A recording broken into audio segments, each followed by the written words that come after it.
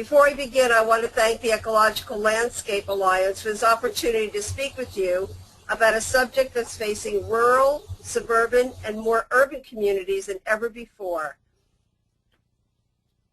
Sharing our gardens, properties, and lives with wildlife. One person's pest is another's lifelong dream of experiencing wildlife in their own backyard.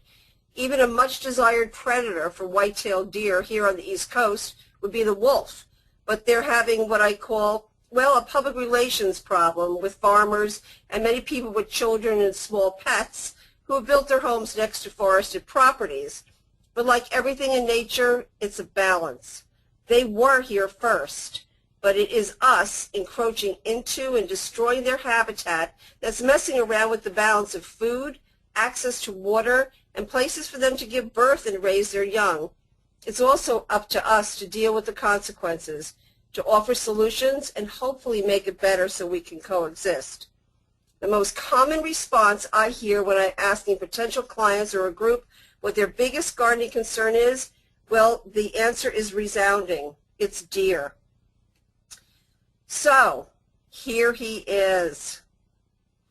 A picture postcard. Oh, look at that face.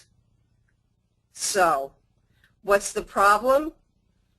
Well, the problem is that they're eating our forests. They're spreading Lyme disease and other tick-borne diseases. Actually, they're eating everything. They're hungry, and we grow very yummy things for them. They're also eating what we've planted and nurtured and what we plan to eat on our own dinner plate. But they're just not going for food. We also enjoy looking at the beauty of our gardens, and we're eating most of that. They're eating that too. They're eating our flowers, our shrubs, our trees. The whole understory of our forests are just being nibbled away. The deer population in some areas is so crowded that the forest can just not regenerate itself, and many plant species are just being lost. Songbird populations are decreasing, and in some places totally disappeared. Where once you would have seen dense green and flowering shrubs, there's now a clear view right through the woods, and a barren forest floor of leaves is now seen. Living next to woods used to be quiet, since the thick plant life muffled the sound of traffic, but now that's gone in many places. There's also a danger to the deer themselves, because coyote don't have to bother to hunt for fawns, they just see them. The fact that newborns have no scent is no longer a useful protection for them. And the fact is the deer are herbivores. They eat plants and only plants, and they need a lot of them to survive. Yes, they were here before we showed up, and deer are said to be the most adaptable animal. According to State Farm Insurance, there were more than 7,000 deer vehicle collisions in Massachusetts last year. In the United States, over 1 million, killing over 200 people and causing serious injury to over 10,000. The average cost of vehicle damage was over $3,000. Yes, we build roads on their ancient trails, but they haven't learned how to cross them yet. So right here, over 1 million collisions and 200 human deaths a year. But many areas of the United States are overpopulated by 2 species of large animals, mammals, deer and humans. And that's why our paths often cross. There's over 350 deer fatally collide with vehicles. 50,000 deer are hit, but they survive. But these are only statistics only for cars. This doesn't include trucks or off-the-road vehicles. According to the Massachusetts Division of Fisheries and Wildlife, the state population of deer alone is between 85 and 95,000. The number per square mile is higher on the east side of the state. There can be 30 per square mile, but the goal for a healthy balance, no matter where you are, is 8 deer per square mile. Well, that's not the reality in a lot of places. But since automakers are likely to continue making cars that drive over twice the legal speed limit, what can we do? Some swear by the small little whistles you can tuck into a grill, but it doesn't really help at all. The obvious is to slow down where you know there are deer, especially at dawn and at dusk, especially in the spring and the fall when deer are on the move for mating and for food. Some towns report great success by installing motion-activated light and sound devices at the busiest deer crossings. And communities can work with the highway department to not only place deer crossing signs where a lot of people are hitting them, but to also move them when they move. So here we are. There's so much damage from them. What can we do? But as gardeners, we know. We and our clients learn about the best varieties of plants for our area. We know what kind of soil we have. We know where we get our full sun or dappled shade. But now we must learn something else. We must learn about our deer, our local herd. Look for newborn fawns in May and June. As said, they lack no sense, so they're pretty safe from predators, but their mother's never too far off. People always think they're abandoned, but the doe is off getting food and not letting their own scent attract a coyote or another predator. They're suckled for 4 months. So observe your deer. Look at my unicorn. There's a unicorn there at the bottom right. Observe, you can know your local herd. You can know your fawns. And as said, watching them change through the season is fascinating. The antlers start growing in March or April. They're covered in a skin called velvet. Made of bone, antlers grow until early September, and they're shed every year after the rut. Here's a rut. Actually, well-developed antlers are buck bling to display in courtship. The breeding starts now in October and ends by mid-December, but can last into February. After the rut, when bucks bash each other's racks of antlers and wrestle until one pushes back and leaves, the fight for the females is over. Their antlers drop within a few days of each other. It's also the best time to get out there and scout your woods for antlers before the snow falls. You don't have to be Dr. Doolittle with deer, but observing your herd really helps in understanding them. Now, square mile management, to me, that's observing your herd. Your herd. It's not that difficult to do, because you figure out family groups and recognize individuals, and you can often tell who's who from how they act, their injuries, antler shapes. So consider facts for solutions. What do you think the range is of an adult buck's territory? Well, I can't get a show of hands or get a question, but take a little guess for yourself. Where do you think an adult buck roams? Well, 1 mile. Basically, that's 3 to 5 miles within his lifetime. Yeah, it's not too far. A doe's range? A half a mile or less from where she was born for her entire life. This is one of the most shocking things I learned. The only time they're going to go out of this is when they're looking for food or looking to mate. Now, white-tailed deer, 10 to 14-year lifespan. Of course, it's in a major hunted area, maybe 3 years old. The average is 100 to 250 pounds.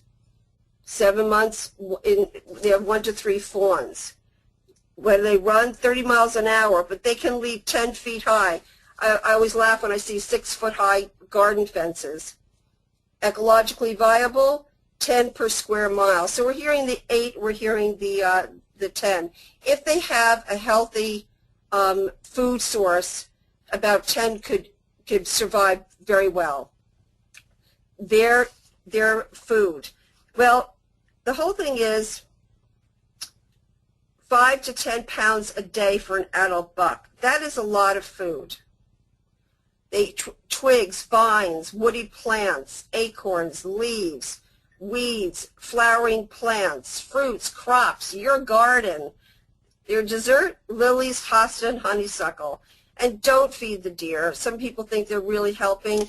It's not, because one woman put out corn for every year, then she moved. Then what would happen? Sustainable deer habitat. And also, deer are mammals that eat all year long. That's the whole thing. In the far north, there's actually healthier herds because there's no hunters, but there are harsher winters there, so that thins out the population naturally. So sustainable deer habitat, like everything else, you do food, water, shelter, and space. This is the goal of balance. What does your square mile include? Do your future plans in your area include development, more houses? They need safe places to give birth and raise their young. So here it is, the balanced herd. It's a mixture of age and sex ratio. 2 adult does to 1 adult buck's ideal. Allow the bucks to mature. Observation is key. Does live in close 4-generation groups. Bucks pal around with friends and then will leave his herd to create another herd in a new range. But given urban sprawl, this is not so easily accomplished.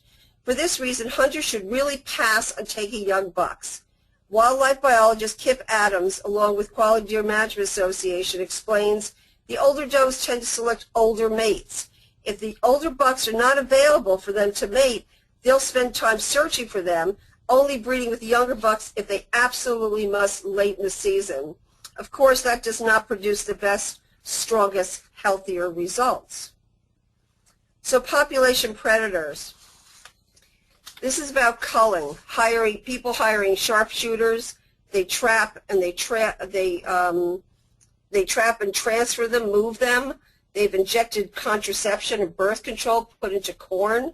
Even sterilization. Some groups are doing sterilization. Some towns in Long Island now.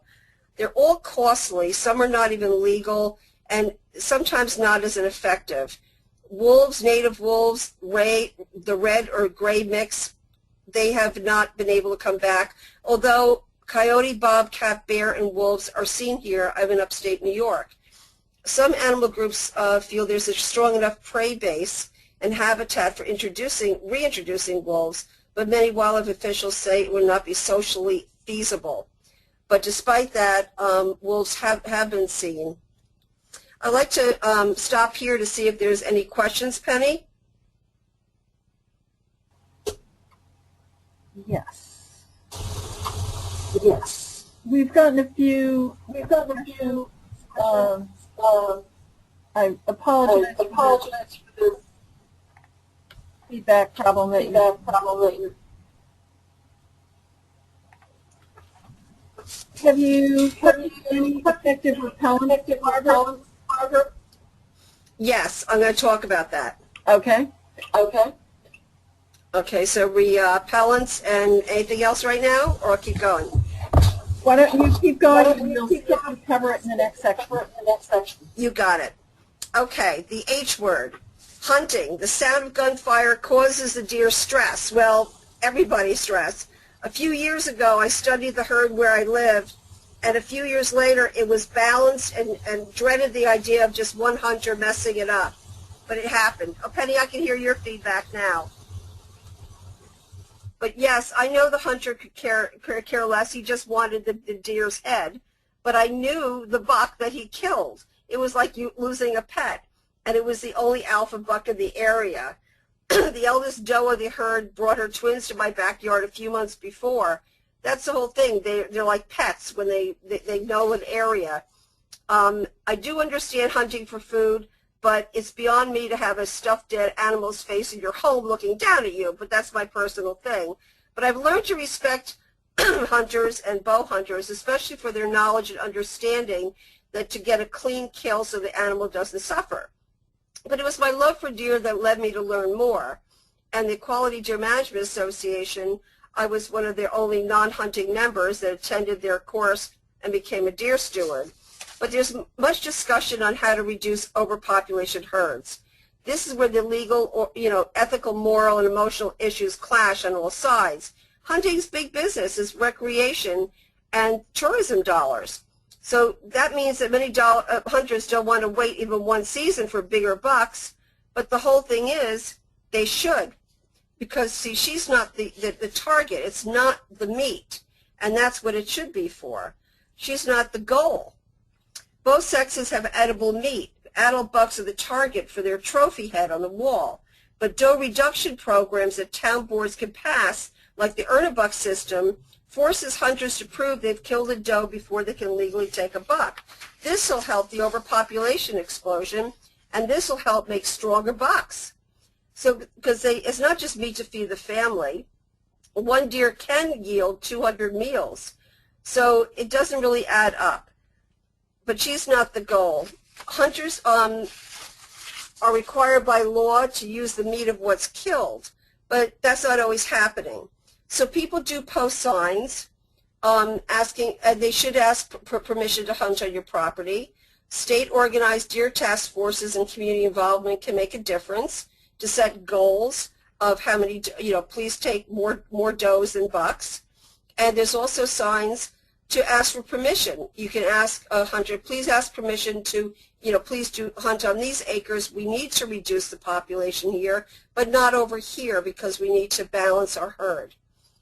So here is his rack. Here is the goal, not his meat. People display trophies. This is Hampton Court in England, and this cartoon could crack me up. Where are my antlers? Because it's not the meat you want, it's my antlers.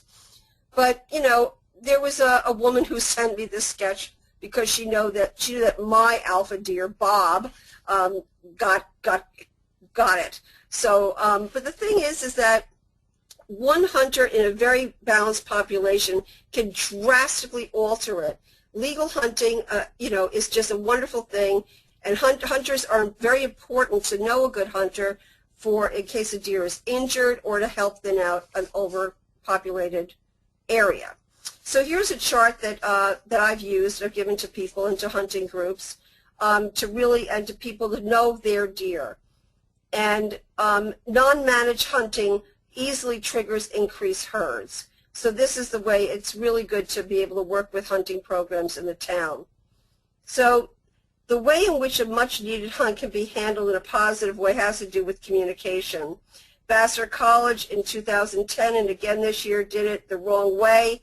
They used sharpshooters to come in from another state, and they were paid to just decimate the herd. But guess what? From 2010 to this year, they all came back, and it's just a very bad PR problem, and it's just a mess because it's not working. A healthy herd is the goal.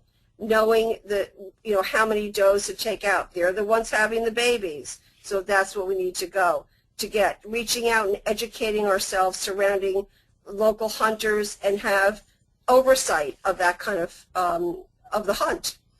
So it pays to wait, just like this liquor here, this bourbon. If hunters would hold off, a healthy herd and habitat is established, everyone would be happy. They would get that huge rack, a healthy rack, and it would be a healthier population. So now we know more about deer. Let's look at what they will and won't eat, supposedly. In general, they won't eat bleeding hearts, columbine, alliums, ornamental grasses, foxglove, partridge berries, and they will not eat sundrops, which are evening primrose, stellodoro, daylilies, autumn sedum joy, daffodils, mountain laurel, catmint, coleus. There's so many things that they will not eat at all. For example, there are plants people swear deer won't eat, such as Scotch broom. And here's a lovely misty blue picea pungens, the Colorado spruce. It's so deer resistant. But, well, when there's a lot of snow and the deer get hungry, this was what's left of my same Colorado spruce. So the thing is, give them something to enjoy. Divert their attention and plant something they love to eat along their ancient pathways. Their deer trails are what they've been using, so put something up there for them to eat, like a crabapple tree or daylilies. They love grapes and cherries. Luckily for us, they also love poison ivy and wild rose, which is invasive. But set aside a browsing area for them so that they can just nibble away there, and they're not going to nibble away on what you have. One of my favorite plants to put in front of like a rose, for example, I do like 2 feet of lamb's ears because they will not cross lamb's ears. They can't stand it. Knowing what will keep the deer away is very, very helpful. As a decades-long wildlife habitat promoter, there's 4 things I try to get everyone involved in doing. Add some food, water, cover, and make sure there's places for wildlife to raise their young. It always makes sense for my own garden and for public and private gardens and for integrating into the landscape design. Now, fencing. This is what keeps deer away. Plastic mesh, the really tough ones, using galvanized steel. Make sure there's sloping. You can use wire. electric cattle gates. I don't know. They have all these things, but don't do the entire property. I won't even work with somebody who says, I want to enclose my entire 5-acre property. Not when they have the deer going there twice a day to drink. It doesn't make sense. If you have, you can do some tricks for it. If you put something very thin at the top of a regular deer fence, it'll show them, uh-oh, we can get in, but we might not be able to get out. The whole thing is, when you try to jump in or out, using a little bit of white, like a flag, because they're white-tailed deer, that's when their tails are up, it means danger. Put a little bit of white at the top of some of the posts. It lets them know that, you know, you're out, you're there, and, you know, this is here, and you shouldn't go here. Never mind, in my area, 6 foot, 8 foot doesn't work. You have to have a 10-foot deer fence. The best way to protect your plants that deer will eat is to create dedicated gardening areas. Stop the morning shock. You know, people come out and say, they ate my tulips. Well, you left your tulips out there. You know, keep it out of nose reach. I've had deer stick their little noses into the fencing here to get stuff, so make sure that they can't get their noses in. Do make it clear to the deer that a fence is in place. That solid strip of wood really does help. So now you see it. Now you can see the fence around an old garden I had. But now you really don't. You know, it does, you can see it, but it really is not that bad, and you can grow whatever you want. The color black tricks the eye, never mind a green poles or green fences or wood fences. Black really makes you just look right through it. Now, deer, woodchuck, and rabbit-free gardens. The thing is that there's other welcome and unwelcome garden visitors. Now, deer get blamed for a lot, and the slide on the right shows sunflower nibbled. I always put out some sunflowers to see who's coming in by the way they chomp on it. The woodchucks, well, this cute little guy loves Eva Monarda. His native predators are only the coyote and fox, and your humane trap. The thing is that I have, you know, you're not supposed to take them and move them, but unless you move them 10 miles away, they're coming back. I don't kill the animals. I know people do. I don't. But I have had wildlife professionals come and take them 10 miles away. The thing is, H&A, height and the right angle will definitely foil squirrels from emptying your feeder. That's a little trick. They have the wonderful feeders now that like swing them around, but you know they have to eat too. So whatever drops on the bird's feeder, the deer end up getting the rest of it, as do the turkeys. Other visitors to the garden, of course, black rat snakes. They're positive to have, and too many frogs. With too many frogs, you can get them with a fishnet, and you have to go 5 miles away for frogs, or they'll come back. I mean, some new ponds, they're inundated with frogs. I don't know why this happens, but it does. But chipmunks, they love digging out bulbs, but you know, they're not too bad. They don't take too much. And then also opossums and skunks, for example, block them from nesting under porches and decks with like a lattice trellis, because they'll just hide there. And you probably scare them more than they scare you. Or use chicken wire and spray it black to blend in. But their predators are red-tailed hawks and the great horned owl. And other guests or pests are raccoons, moles, voles, rabbits, fox, fishers, bobcat, even moose and black bear where I live. But in a local pond, I've seen muskrat and beaver. But the thing is that for moles, the best thing I've seen is they don't like the smell of juicy fruit gum. They don't eat it and explode or something. That's a wives' tale or whatever, but they don't like the smell of juicy fruit gum, and they'll go away. A lot of things that keep voles around is a lot of mulch, so just get rid of all that extra mulch. Other visitors, of course, are crows and ducks and red-tailed hawks around here, pileated woodpeckers. Some people say, oh, we hate the woodpeckers. Well, the best thing for that is get a hammer and make a louder noise than they do. You become the dominant alpha male, and they'll go, oh, he has a larger, you know, sound than I do, and they leave. So you have to like think like the animal does, like what's keeping it there that I don't want. These are the wild turkeys that we have up here, and 6 toms and 21 females have been cutting through now, all the time. And the most beautiful and powerful pest protection team are eastern bluebirds. They're fabulous to have. Try to attract them to your yard for grubs. And of course heron, the great blue heron. They're often in the garden. They did take one of my koi named Sunset into the sunset, but that's Mother Nature. To keep them away in this garden, I hung, it's not very attractive, but I did hang mesh, and that kept the heron from coming down and eating all the fish. So the whole thing is, let's get along. Try and test different plants. Different animals have different regional eating habits. Deer, rabbits will not eat saliva or aster, Shasta daisy, and herbs, but some places that they will. So the thing is, someone asked about repellents. A lot of people have gone out and they buy these, solar generated noise and noise activated machines for their garden. Another one puts a jet of water out. If someone goes nearby, an animal goes nearby, it sprays water at them. Yes, they can work. If you surround your garden, if you were male, if you go out there and urinate, it will keep the deer away until they get used to it. For us girls, it doesn't matter; they don't care. But there's certain, like coyote urine can work. All this stuff, Irish Spring soap, all these things work until the next heavy rain.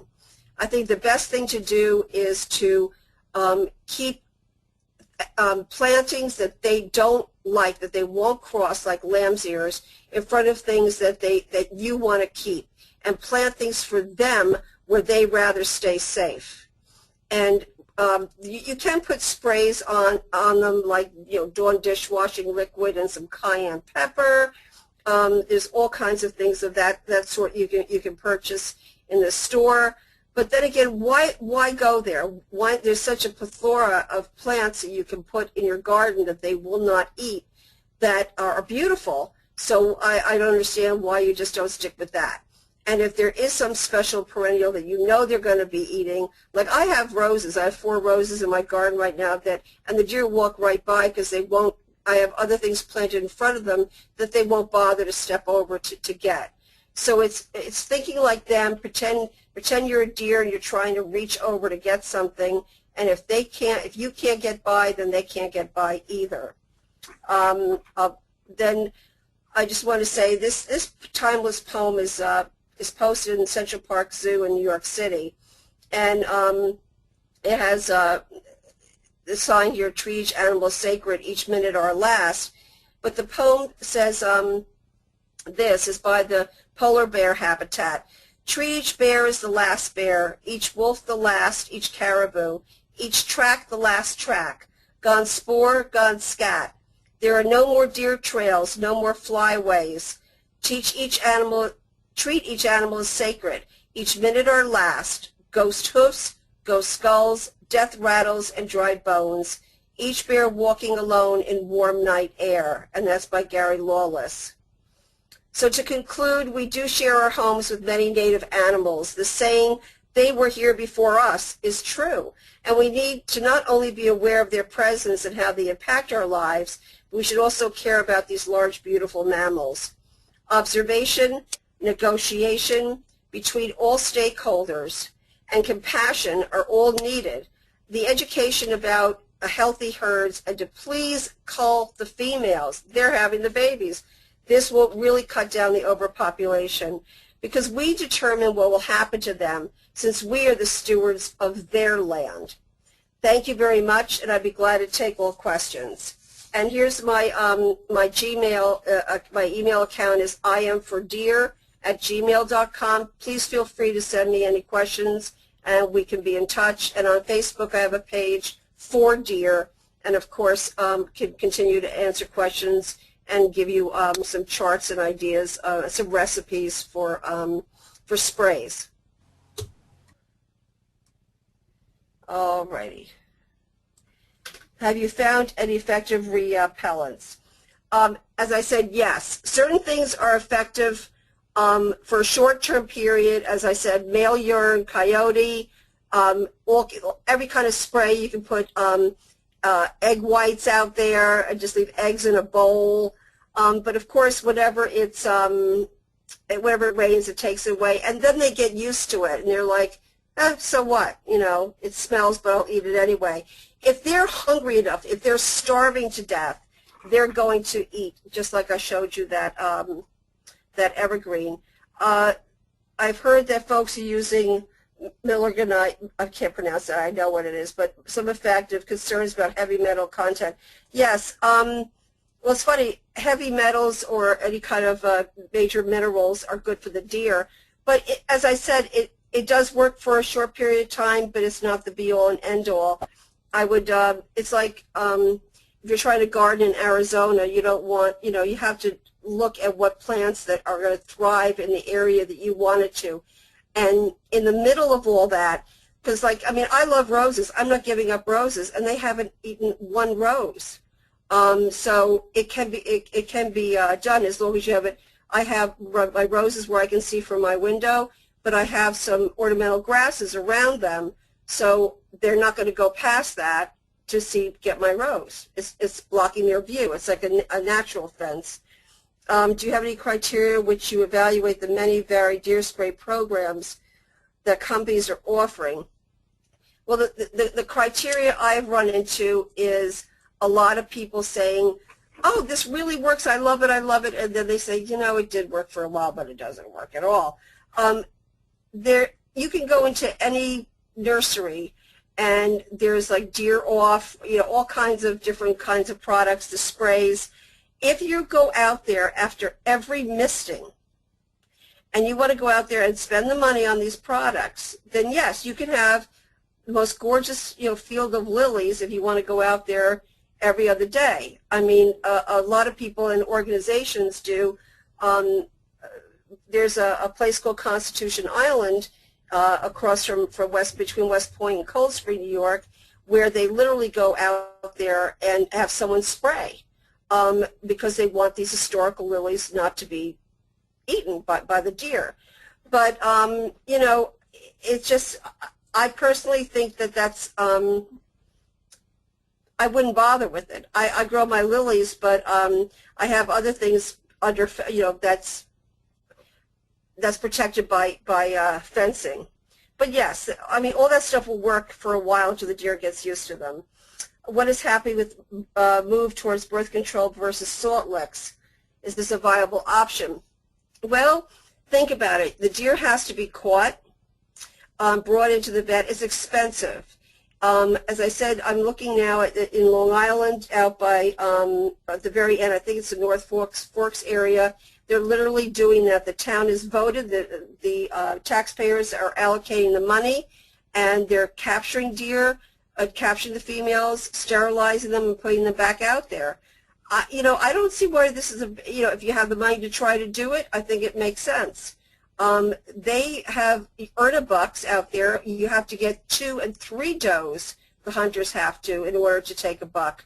I think it just comes, I think it's, we have to wait and see on that. But just going in and just, what Vassar College did, just mowing them down and destroying the whole herd, that just puts them into total panic mode, and they'll mate with their young sons to jumpstart the population. It's just doesn't make any sense. Are there ways to cull herds in urban areas? Yes, there are. I would definitely go to your town people, town hall or whatever, bring it up at the end of a meeting that you can. Having gun AK-47s in a residential area is not a good idea. And they have them. I mean, don't tell me hunters don't use them. They do. Real hunters, quote, unquote, real hunters don't. But no, it's not smart to have gunfire. I don't understand having hikers out there with hunters at the same time. It doesn't seem to make sense. I really think they should extend and expand the hunting season. I think more training, allowing bow hunters, the bow season to be longer. All of this makes a lot more sense to cull herds. And of course go for the females only, and know your square mile management. More education first, then go in. What are my go-to plant choices? Are there any plants that deer will absolutely not touch? Actually, there are. I'm gonna hope that you go to send me send me an email at I Am for Deer. I'll be glad to post it also on For Deer, the Facebook page, and get that to you. Yes, there are a lot of plants that deer won't touch. I mean, stilby and alliums and some of the ones I just gave you before. They don't eat a lot. It's just shocking to me. They don't eat peonies. They don't eat, let me see, I'm just trying to think, ornamental grasses. They don't eat a lot of, what we really love to show off. They tend to adore. So there's the problem. But I can certainly give you a list. Let me see, there are many lists for the northeast and deer-resistant material, with rabbits becoming increasing threat. Are there good lists for rabbit-resistant material? That's interesting. Well, as I said, it's funny because rabbits up here eat astilbes, but they don't eat astilbes in Virginia. So it's very strange. I think that if you know you're going to have rabbits, maybe feed them something where they're coming, see where they're coming from, like what meadow or what pathway they're using. I wouldn't kill them. Just plant something for them to eat and make it more uncomfortable, like something on the ground, like chicken wire, just for a while. So it could be ugly, but they're not going to want to step on something that's going to freak them out. So maybe scare them off that way. I have to think about that. Is it true that some plants are poisonous during one part of the year and not others? Well, I think when they're in bloom, like foxglove flower, I don't know. So if you have a summer place or winter place, that would be an effective way to choose those plants. Oh, well, what I would do is definitely, if you have a poisonous plant, they're poisonous. But poisonous to who? For example, if someone has a whole bunch of kids, I would not suggest putting, a bunch of foxglove or a bunch of, plants that are going to, if a child puts it in their mouth, they're going to really have a problem. So what I would do, I would choose the plants that deer definitely won't eat. I think it's so ridiculous to drive by and see a beautiful home and it's completely covered, completely covered in like netting. They cover their evergreens with either bird netting or chicken wire. I mean, why? It's so ugly. Just use another plant. Stop trying to to do that kind of thing. So it's a very interesting thing. Let me see. I'm trying to think of something else about fences and gardens. There's certain areas, if deer really want to get into your backyard, into an area, the only way you can keep them out is to think like a deer. You have to either create another barrier for them so they cannot get in, or to use some kind of spray around the perimeter. That's all I can think of. Maybe in that case, if they're coming into an area where you don't want them, like by your pool, maybe something like that. If you cannot put in a proper fence, maybe that spray you can use, it goes and just like hits them and it scares them. They get used to the motion lights, absolutely. The thing is, as far as if you put out, because there's a meadow out here that I have stuff in, and if they're overgrazing an area, that's the whole thing. Plants during the entire season, of course, keep growing, and they're going to keep back and nibbling. So I would just try to keep on adding some more annuals, some more annual seeds of things to keep growing. that's all you can do, or to keep keep things going on. The birth control and food. I've actually, someone said about that. That I don't know if is as effective. They did try that. They had some trials of that. I think on actually like a deer farm, they have like this controlled shoots, which I'm totally not for. But they actually tried sterilizing. They tried some trials, put some sterilization in food. I don't know if that really does last, or if it's an ongoing thing to try. I don't know. Anything good is worth trying. If you're having an overabundance of deer on your yard, as far as the roads, and there's such a nuisance in town, everything should be attempted as to try to do that. Thank you very much. If any questions, just email.